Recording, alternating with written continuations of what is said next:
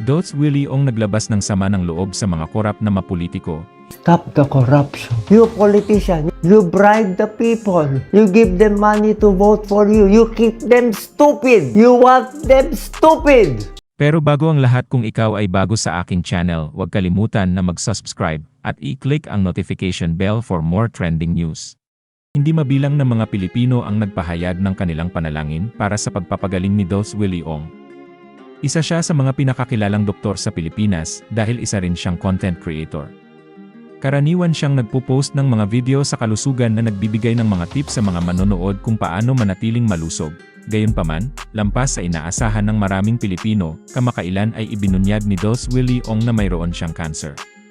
Ayon sa cardiologist, na-diagnose siya na may sarcoma sa likod ng kanyang puso at sa harap ng kanyang gulugod. Ibinahagi ni Dots Willie na ang kanyang tumor ay isa sa pinakamalaki na nakita ng kanyang mga doktor. Bukod sa cancer, si Dots Willie ay nasa critical ding kondisyon kamakailan dahil sa neutropenic sepsis. Ayon kay Dots Willie, 4 na araw siyang nasa critical na kondisyon.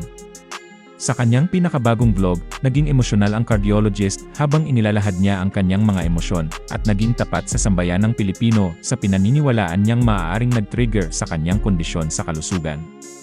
Inamin ni Dots Willie na talagang nakaapekto sa kanya ang natanggap niyang bashing mula sa kanyang 2022 vice presidential campaign. Iginiit niya na kumandidato lang siya sa pagka-vice presidente at wala siyang ginawang masama sa taong bayan. Ayon sa kanya, ang bawat political bid niya ay para sa mga Pilipino. Ibinunyag din ni Dots Willie Ong sa kanyang vlog na gusto niyang tumakbo sa darating na halalan, ngunit hindi siya pinayagan ng kanyang doktor. Ayon sa cardiologist, sinabihan siya ng kanyang doktor na hindi aabot sa oras ng eleksyon ang kanyang paggaling. Vocal ang doktor na ibang tao na siya ngayon. Iginiit niya na siya na ang matapang na Dots Willie at gusto niyang sabihin sa mga Pilipino ang katotohanan. Ayon sa kanya, nalulungkot siya sa mga Pinoy na namamatay sa Pilipinas dahil umano sa kawalan ng healthcare na naroroon sa ibang bansa. Naiiyak ako because our Filipinos have no health care. Binigyang diin ni Dots Willie Ong na hindi na siya duwag at kaibigan na niya ang mga politiko sa Pilipinas pero sasabihin niya ang katotohanan. Ayon sa kanya, mabuhay man siya o mamatay, sasabihin niya ito at itatag niya ito bilang kanyang misyon.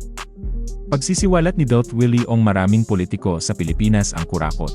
We need good people to run. Stop the corruption. You politician, you bribe the people. You give them money to vote for you. You keep them stupid. You want them stupid. I also love all the politicians there. You are my friends. Everything I do for you. Ako na nga pinakamalinis na ginagawa. Binababoy niyo pa ako.